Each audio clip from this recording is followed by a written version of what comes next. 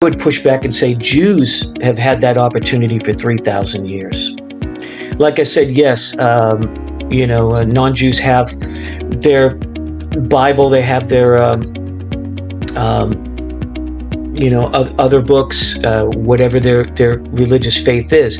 But Jews have had all the knowledge because, sure, we have our version of the Bible that was translated, which at a later time, I've got, some questions when I do compare like a translated King James version to the Hebrew version. Boy, there's so much difference, but that's another time. But what I'm saying is, sure, you read the 5 books of Moses. You're not getting much out of it. You're getting a history lesson. You are the teachers, and we've not had that. The non-Jews have not had that for 3,000 years, or maybe they didn't want it. But they do now. Yes. Because life isn't panning out very good. Nothing else is working. Pills aren't working. Sessions with psychologists aren't working. They just teach coping skills. They don't teach truth about their creator. And I think they're starting to figure it out. But you're the man in the field. What are you seeing, Rabbi? What are you experiencing? You've been around the block a long time.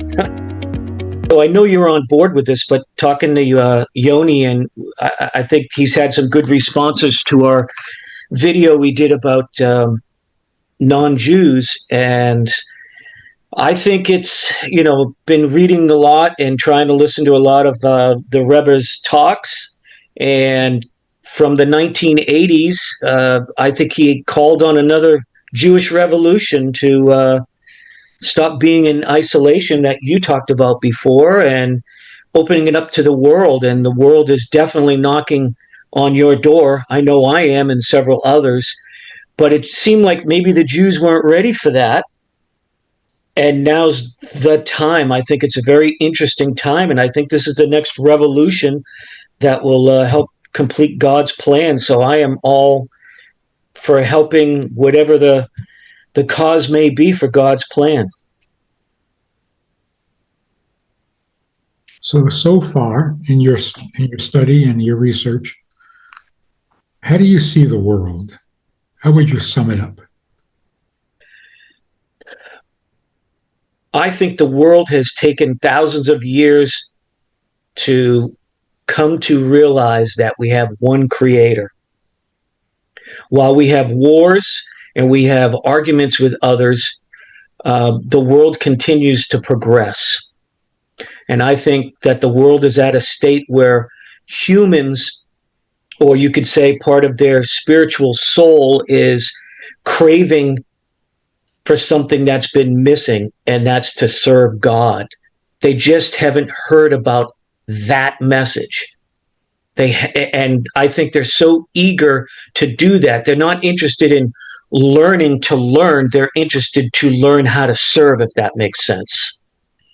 That's how I see the world is at the moment. And yes, we have wars, we have everything else, but I think it's coming to a conclusion. Maybe we won't see it in our lifetime. Hopefully we do, but that's the way I see the world.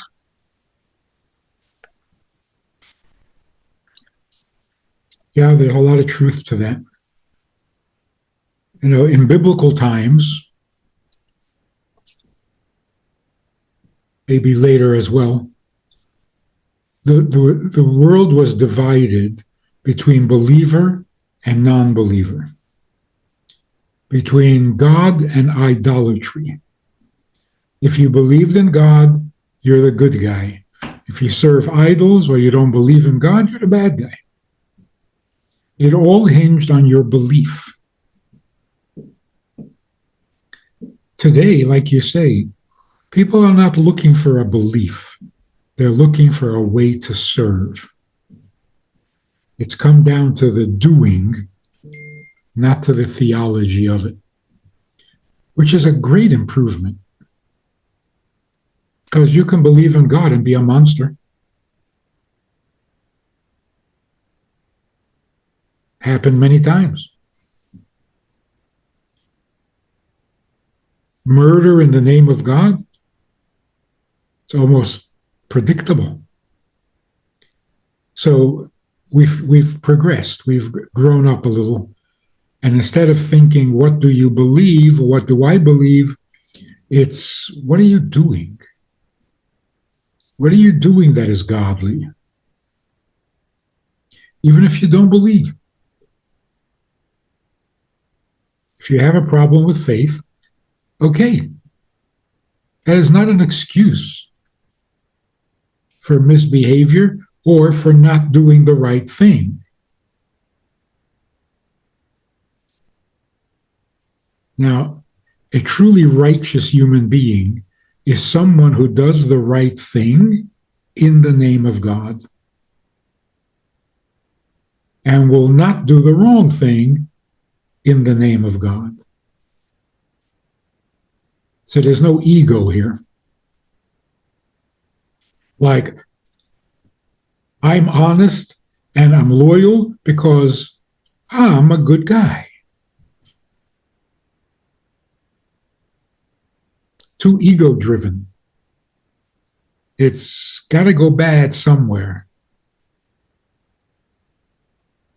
You become so right and so righteous that others are going to suffer for your righteousness. Yeah. So the truly righteous Gentile is the one who does what's right for God, not for himself. And that's why in Hebrew, the righteous Gentile is not called a tzaddik, it's called a chassid. The chassidim among the nations, they translate it as righteous, but righteous means you follow the rules. That's not enough. If you follow the rules because God asked you to, then you are from the Hasidim of the world.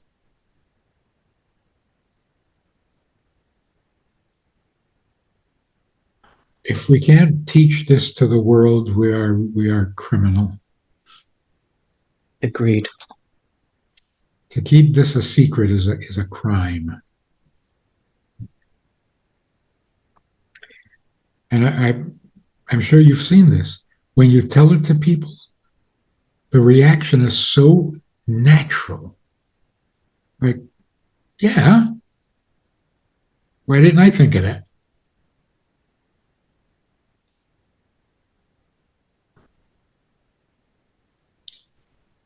We live in a polarized world. We're all living at the extreme because the middle is lost. There's no middle anymore. Like, who makes the headlines? Not the middle. You got to be either very good or very bad, and you make the headline. If you're someplace in the middle, you'll never be heard from. So the extreme polarization is you're either a narcissist or you're an altruist. There's nothing in between. It's either all about me or it's not about me at all. The middle is too dangerous. It's not concrete enough. So being a nice guy, that's neither here nor there. Mm. You're either a narcissist or you're altruistic. In religious terms, you're either there for God or God is there for you. The message that God is there for you has been promoted endlessly. That we serve him has been neglected completely by religion. And hasn't served humanity well, I don't think. Not at all. Not at all. Rabbi, I do have a couple questions if you don't mind. I've also spoken to a lot of people that I know, and knowing that Rabbi Yanni and I and you are going to try to make series of videos to try and teach Judaism to non-Jews.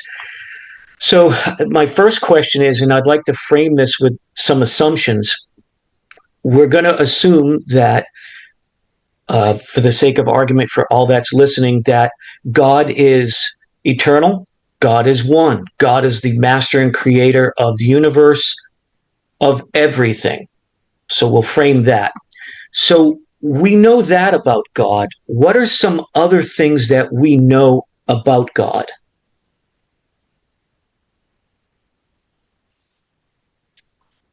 Well, firstly, we're not trying to teach non-Jews about Judaism. We're trying to teach them Torah. Right. And Torah is universal. There are the commandments applying to Jews. There are commandments that applies to everyone. Judaism means for Jews. Right. But Torah is for everyone. What do we know about God? All the things that we read in the Torah, like the 10 Commandments, we know 10 things about God. We know that he can't tolerate idolatry. He can't tolerate murder, adultery, lying, false witnesses.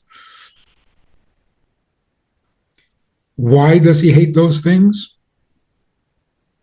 Because he's God. If I was God, I would hate those same things. So what do we know about God? Let's start with the 10 Commandments.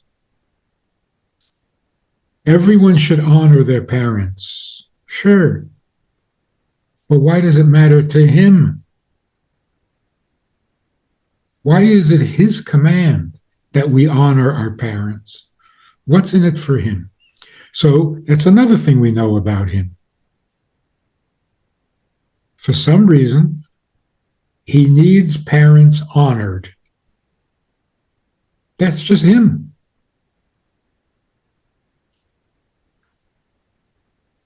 The first thing we know about God before he gave us commandments is that he was not content being alone.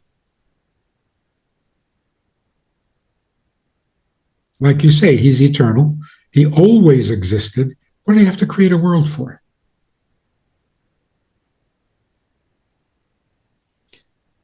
Is there a good answer to this question? Logically is what you just stated. It's not good to be alone. Who wants to be alone? I mean, period. That's the only answer that you can deduct from that. Yeah. In the beginning, God created heaven and earth. In the beginning. That was not the beginning.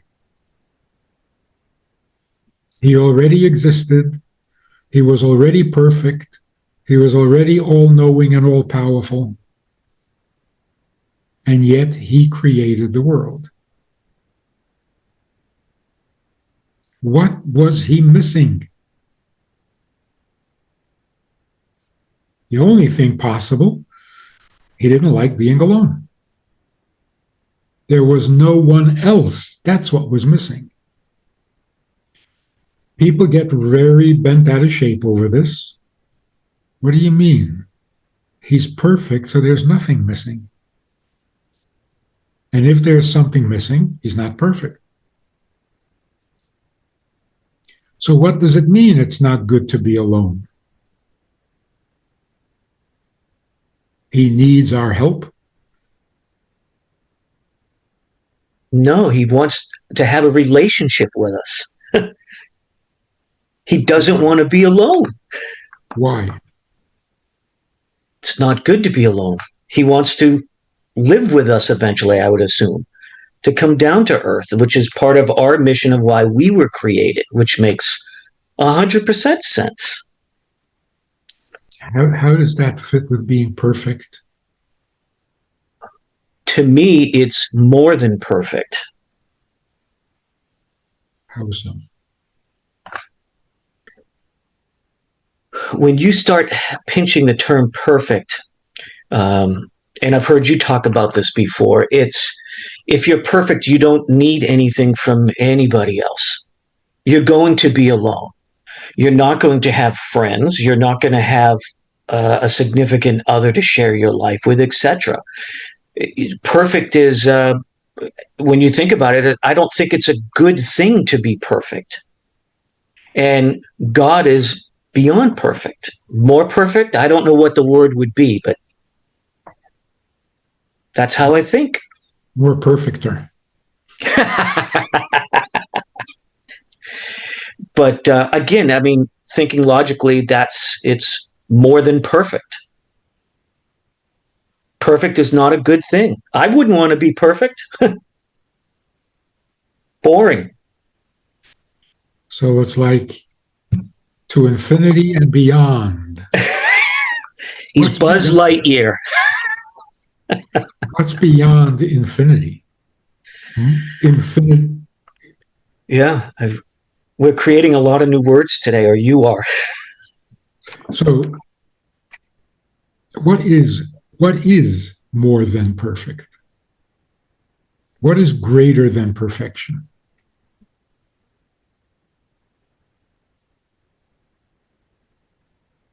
A supreme being that can create and guide to what he wants, what he needs.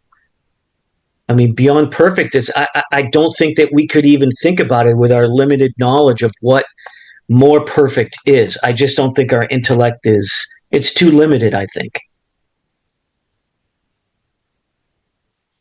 Well, let's try. Here's a guy.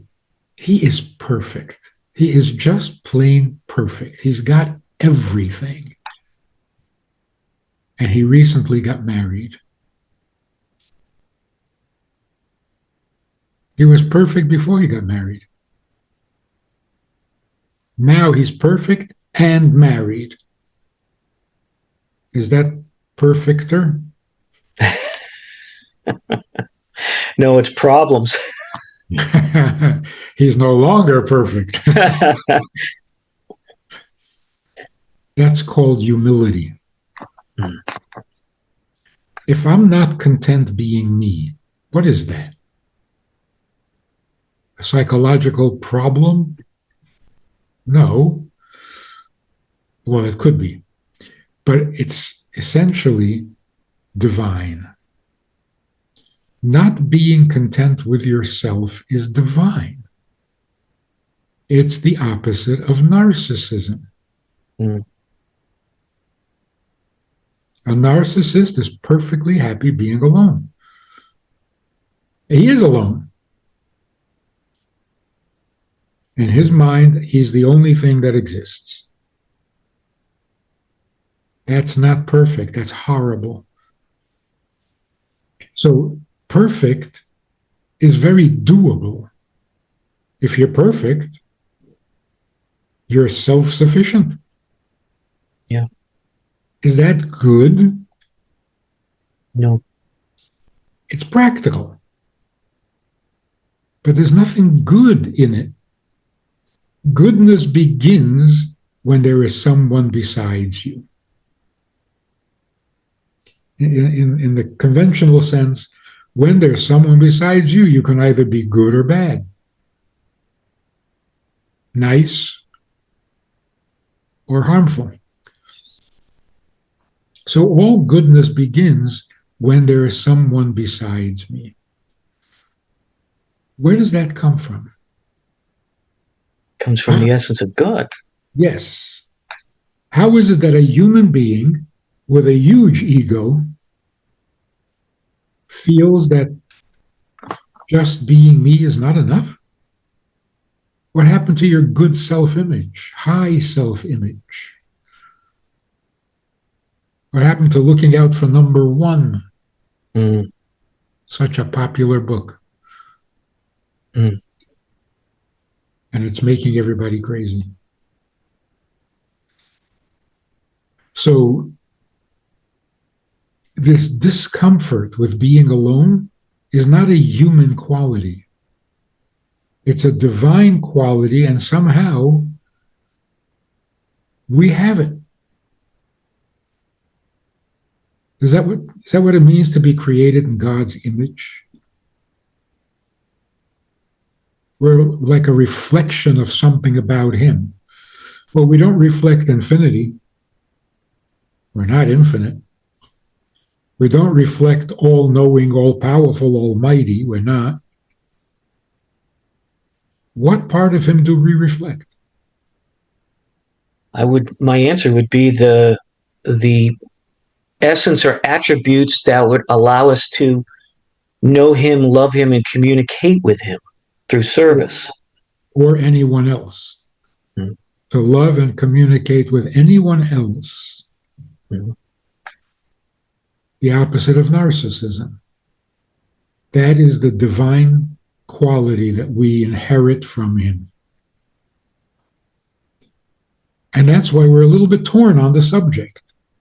We hate being alone, and yet we just want to be left alone. Okay, make up your mind. Everyone just leave me alone. Everyone walks out and you say, no, no, no, no, no. Leave me alone, but don't leave. It means don't interfere with me, but don't leave me alone. So the human side in us would rather be left alone. Leave me to my ego. Leave me to my perfection. I don't need you. I don't want you. I'm perfect. The divine instinct in us is horrified by the thought of just me. What is the point?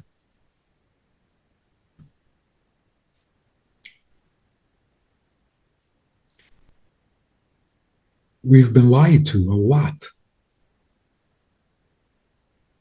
You got to love yourself. You got to validate yourself. You got to look out for yourself. Put yourself first. They even misinterpret. Love your neighbor as yourself. You have to love yourself first. Mm. See, God is telling you to love yourself. No, He's not. He's saying you do love yourself. Can you share some of that? Or are you going to keep it all for yourself? He's not telling you to love yourself.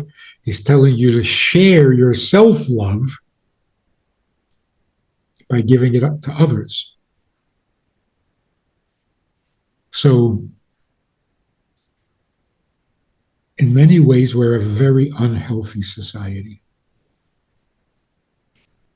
And it's not physical. It's mental. We are mentally unhealthy because you are what you believe. If you believe you're sick, you're sick. If you believe you're healthy, you're healthy. If you believe that you are the needy one and God is here to help you out, then yes, you're needy.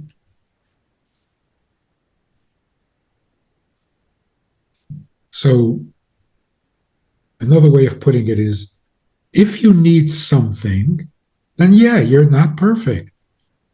If you were perfect, you wouldn't need this, that, or the other. But that's not true of needing someone. The need for someone is very different from the need for something. So in a marriage, if you need something from your spouse, that's because you're not perfect. And then the marriage is not perfect. But if you just need someone, you're more than perfect. Because you're not looking for more things, and yet you don't want to be alone. That is perfect. To put it in very dramatic terms so that people get really upset, If God is not vulnerable, then he is not God. An invulnerable God is an idol, a statue with perfect proportions, a flawless statue. What makes God God is that he is vulnerable.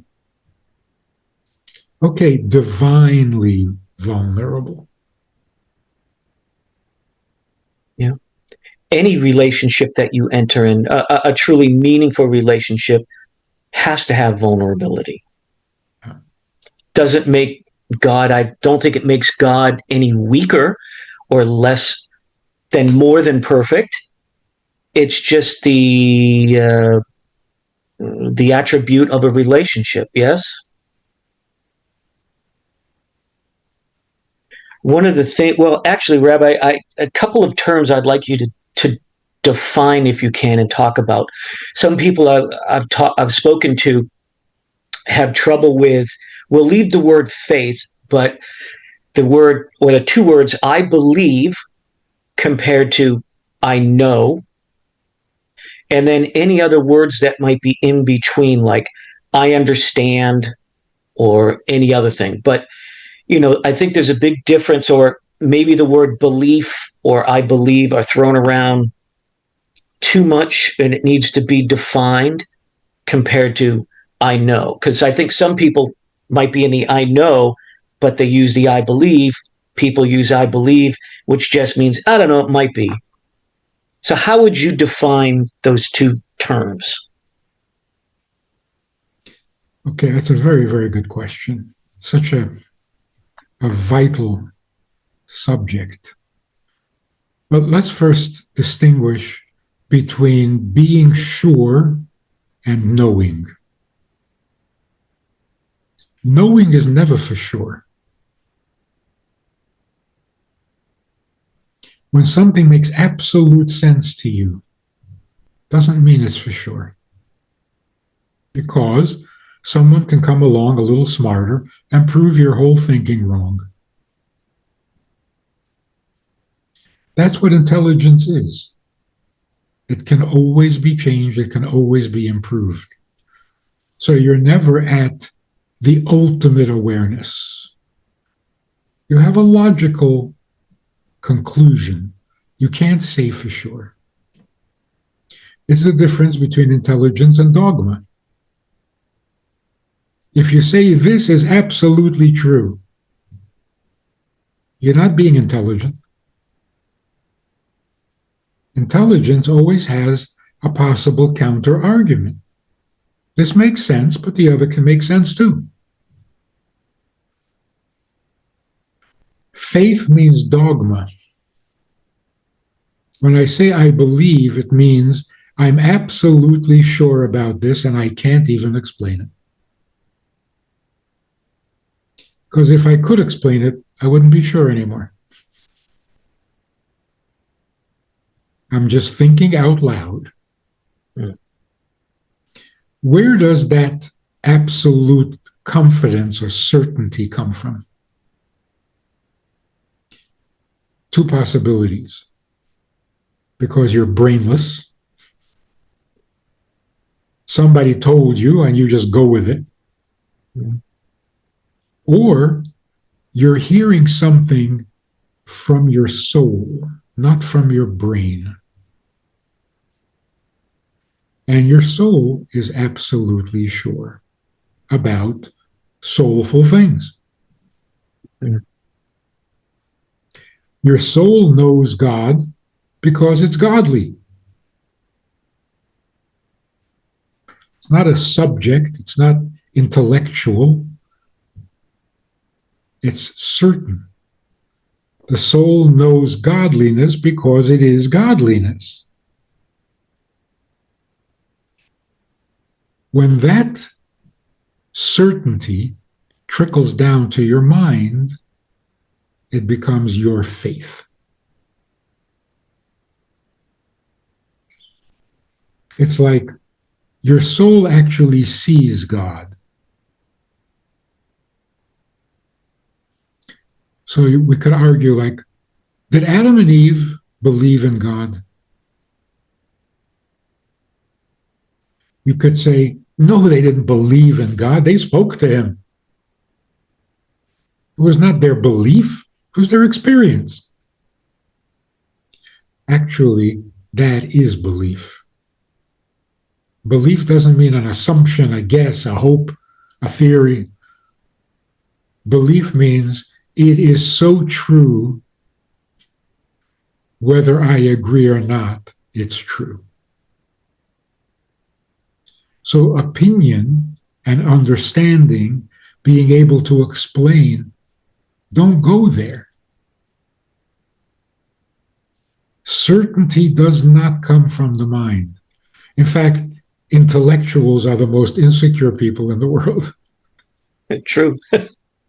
because nothing is absolutely sure in the world of intelligence. But the soul knows certain things for sure. And that certainty kind of leaves an impression on the mind. And that's faith. I am sure with the certainty of my soul, not through my mind. One of the things that I wrestle with when we talk about the word belief is many people, we'll just take the Torah.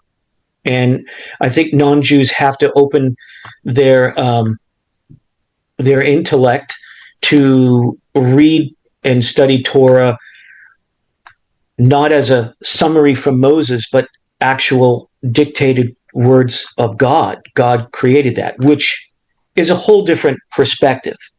But given that, many people say, I believe in God, but yet they don't believe God, if that makes sense. Yes. And so many people struggle with that. And I have a tough time with that because if you believe in God, then you must believe him when he speaks. But yet many people don't. And I'm sure you feel that frustration, but I think it's a different way of looking at belief. What do you think? It's very true. I was accosted by a missionary, evangelical, who was giving me a little lecture about the truth of the Bible. And he was saying, every word in the Bible is true. It's the word of God. Then he says to me, what is your relationship with the Bible? So I'm a Kohen, which means I'm a descendant of Aaron. If Aaron is my grandfather, then Moses is my uncle. And Miriam is my aunt. So I said that to him because he said, what's your relationship? And I said, well, if you want to know about my relationship, he was speechless. He didn't know what to say. And afterwards, I was wondering, why was he speechless? He told me that every word in the Bible is true. So there was an Aaron. He had children. I'm one of his children. Shocking. Why is it shocking? You just told me it's all true.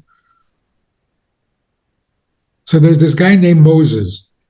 Do you ever think that he's somebody's uncle? See, that's too true.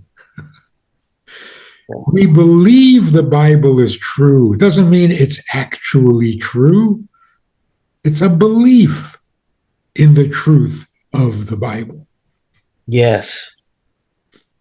In other words, the Bible is true even if you don't believe it. Yes. That's what real faith means. Real faith means I don't have to believe in it. It's true anyway. But when it's true because of my belief, then it's just a religion. Religion is man-made.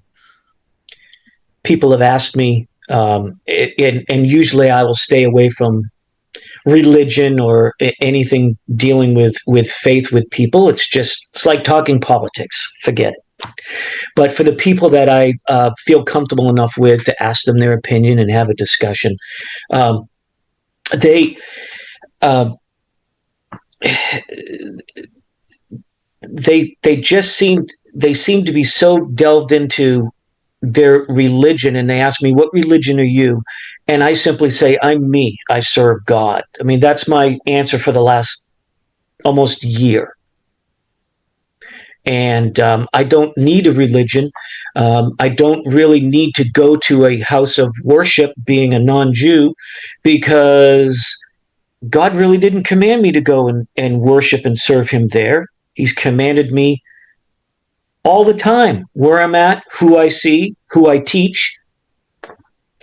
And they're taken aback by that. They feel like if you're not a card carrying member of one denomination or church or whatever, that you're not really religious. No, I'm not really religious. But I serve God. And they kind of say, isn't that lonely? No, not at all. Matter of fact, it's better, because what you said, a lot of religions are man-made, and they've got their own drama and politics and problems and infighting. But I don't know, maybe I'm one of the ones that are sort of left out on my own, but I'm not on my own, because I feel like I have a deep and getting a deep relationship with my God, my creator. It feels right. And if you find 10 other people who think the same way, then you've got your own congregation.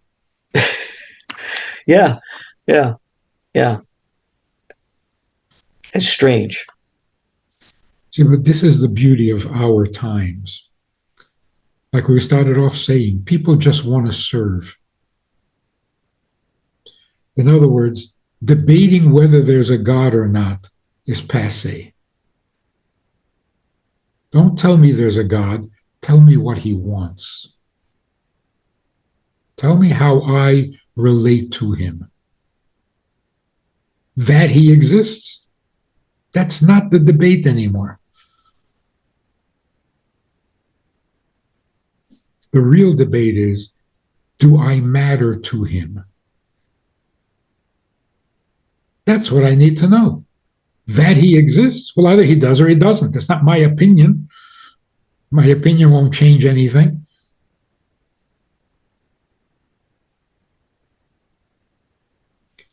Looking back at it, it does seem like a foolish argument. Do you believe in God? What's the difference? Yeah. If he exists, he exists. If he doesn't, he doesn't. I can't change that. And not to knock on any particular religion or anything, but just making a statement or an oath, to be a member of a religion per se, it just doesn't seem to be the key that will open up the pearly gates.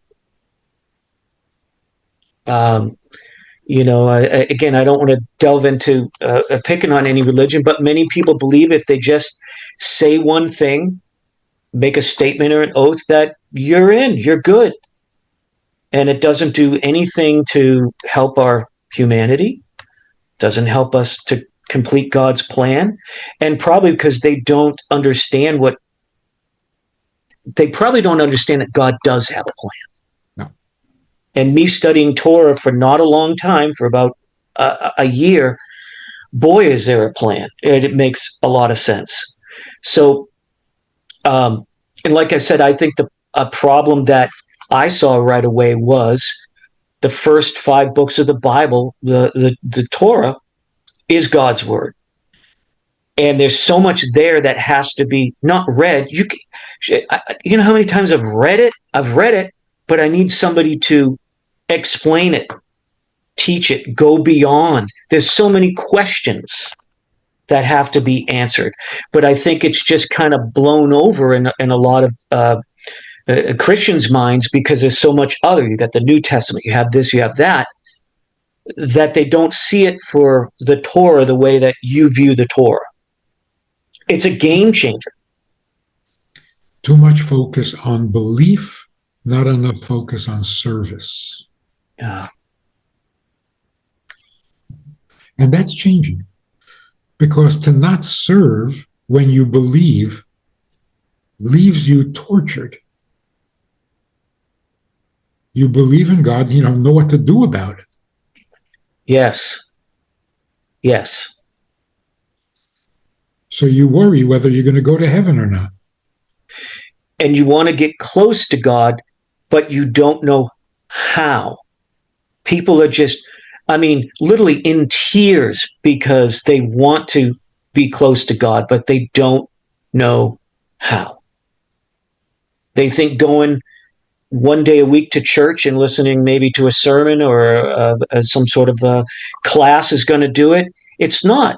It'll, sure, you can learn, but it's not going to really develop a relationship with God unless you serve Him. And I think the last time we spoke, you said something that's so simple and plain that everybody needs to hear over and over again. I think you said, um, in order to love God, you need to know God.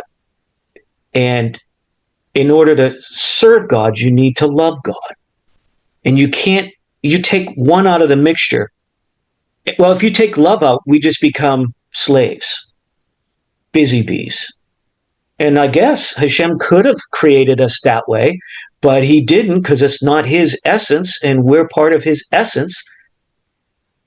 But yeah, how are we going to? And maybe people don't know God. I think they want to love God. They want to love God, but they need to know God and then they'll really love Him.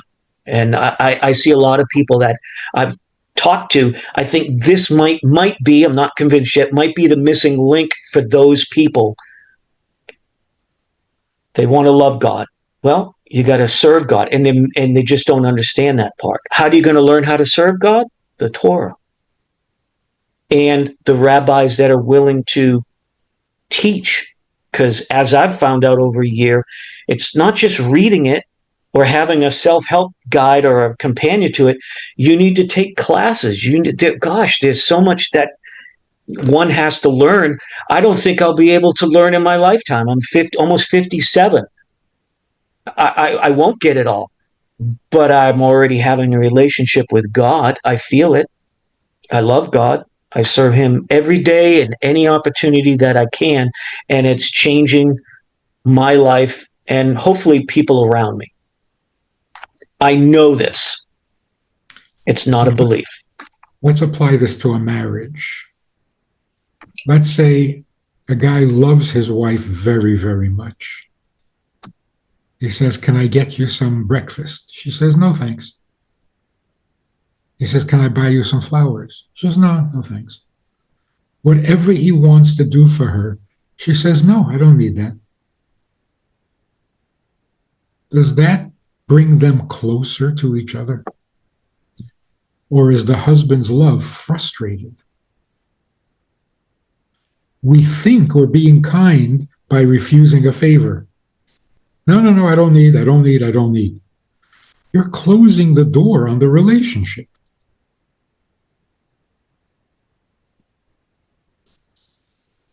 We're told to love God, and we're also told that He really doesn't need any of your favors.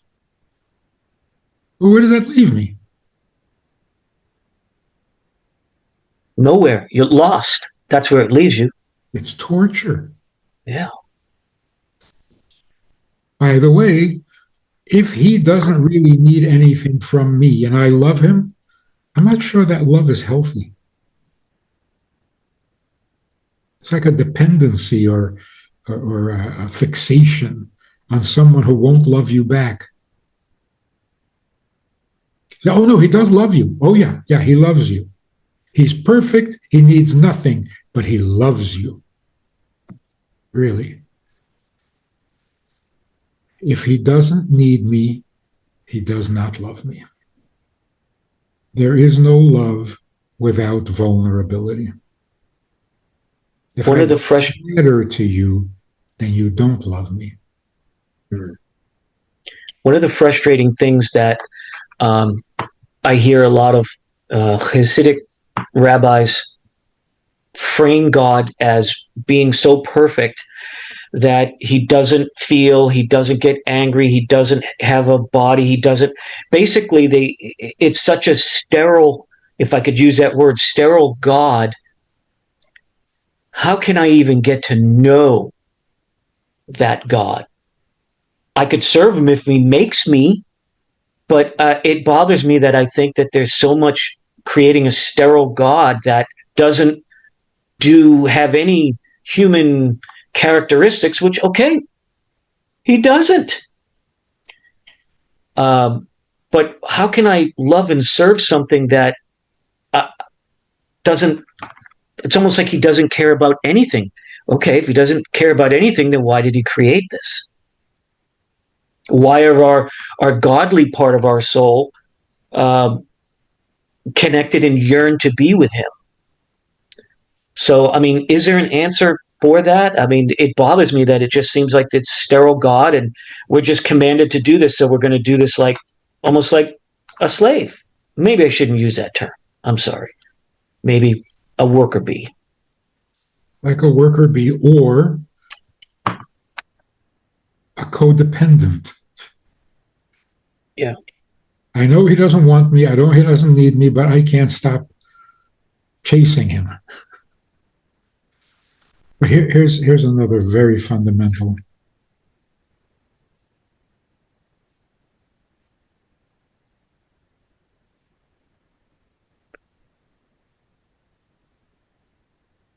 When we say God doesn't have human features, let's think that through for a minute.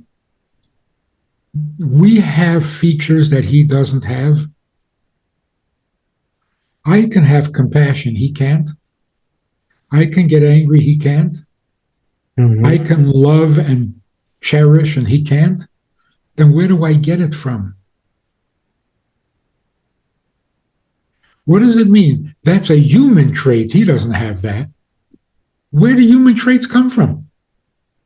What, did we create them ourselves? We're created in his image. We have a thing called an arm because we're created in his image, and he has an arm. So we have a copy, a reduced, cheap copy. Right. So here's a very succinct way of putting it. When we refer to God as having an arm, we're being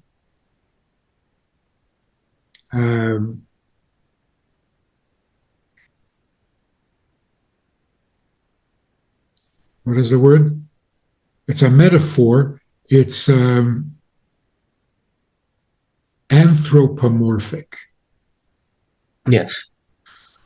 Anthro means human, and we are applying human features to him. So we have arms, we speak, we have feelings. He doesn't. So when we say he does, we're applying ourselves to him. No, the opposite is true. Mm-hmm. When you say you have an arm, you're being diopomorphic.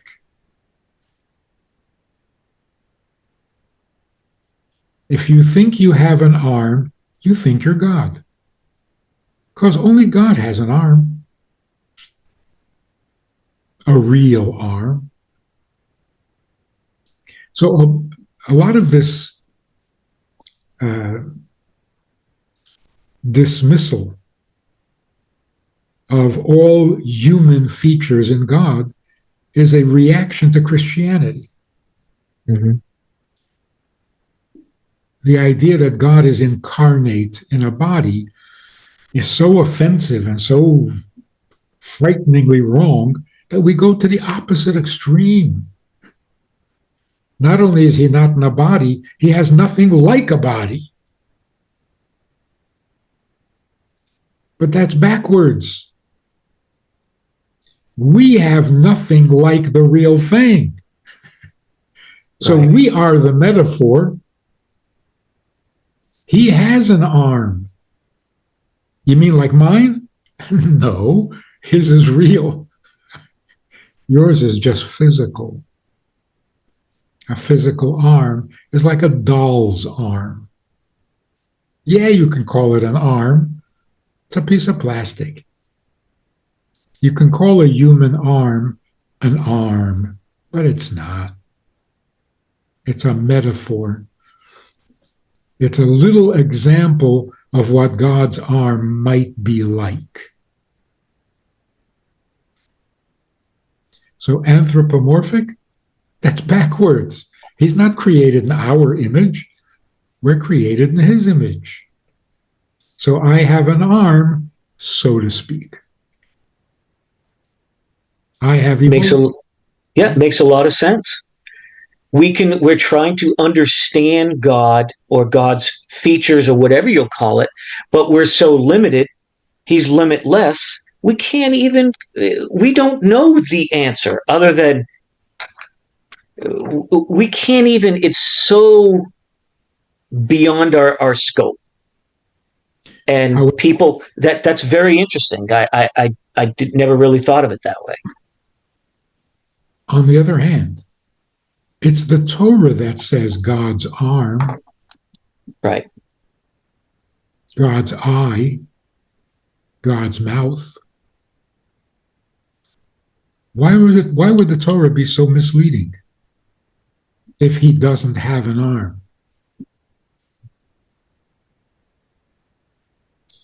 The reason we are created in his image so that we can understand him to some degree.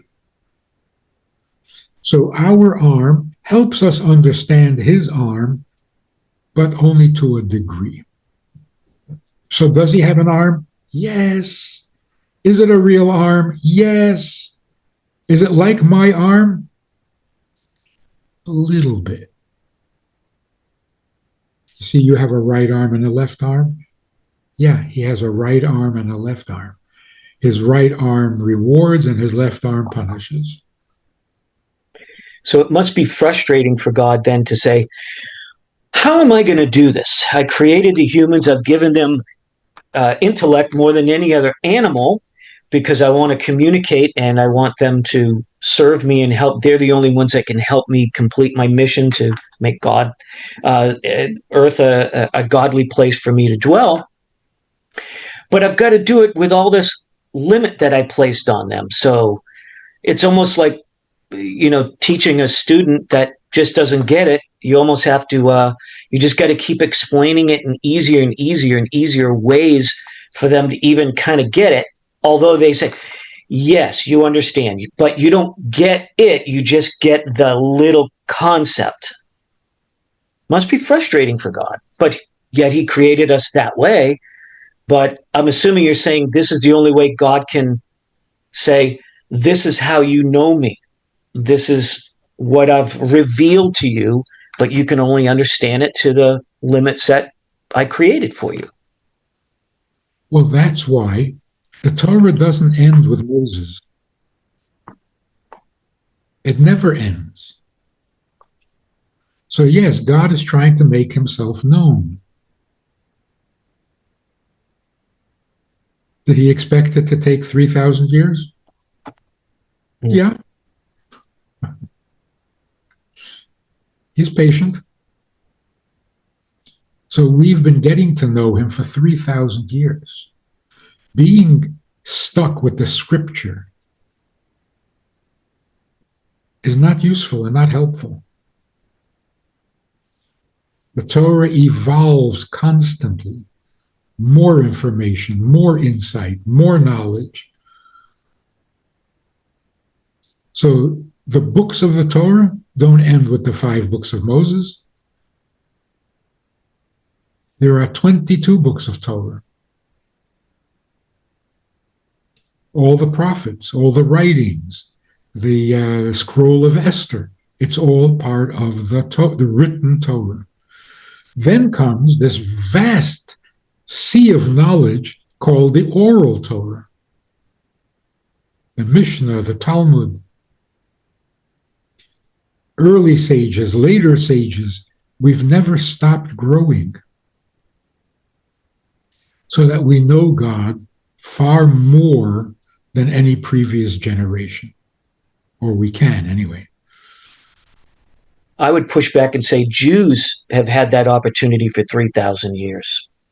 Like I said, yes, non-Jews have their Bible, they have their um, other books, whatever their religious faith is. But Jews have had all the knowledge because, sure, we have our version of the Bible that was translated, which at a later time, I've got some questions when I do compare like a translated King James version to the Hebrew version. Boy, there's so much difference, but that's another time. But what I'm saying is, sure, you read the 5 books of Moses. You're not getting much out of it. You're getting a history lesson. You are the teachers. And we've not had that. The non-Jews have not had that for 3,000 years. Or maybe they didn't want it. But they do now. Yes. Because life isn't panning out very good. Nothing else is working. Pills aren't working.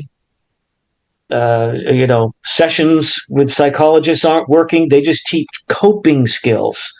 They don't teach truth about their creator.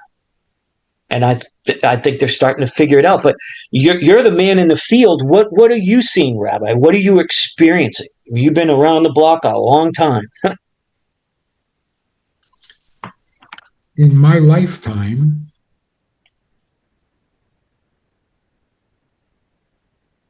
I've seen the world go from we don't need the Jews, let's eliminate them, finally, to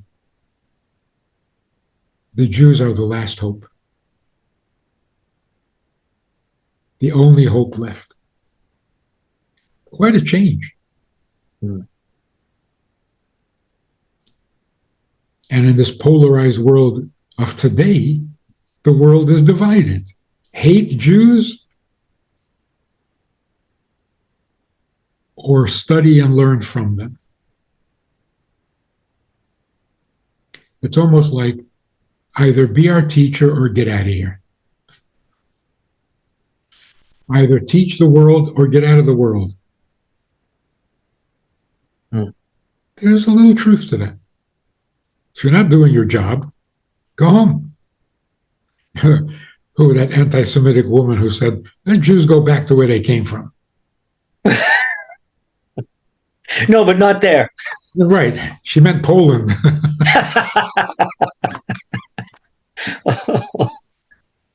No, So, let Jews go back to where they came from means go back to being the teacher. Stop being one of the students. Go back to being a teacher. Because we don't need more students. We need a teacher. The first message, as the teachers of the world, the first message is don't use God, serve God. You want to know how? Fine. But stop using God. It's not working. It's a pretty dramatic change. Yeah. So get off your knees. Stop being so needy. Stop being the beggar at the door. You're the solution to the problem. You're not a problem.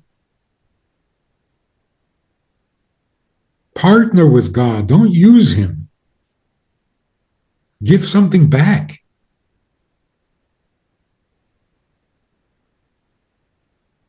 It's a much beautiful. nicer.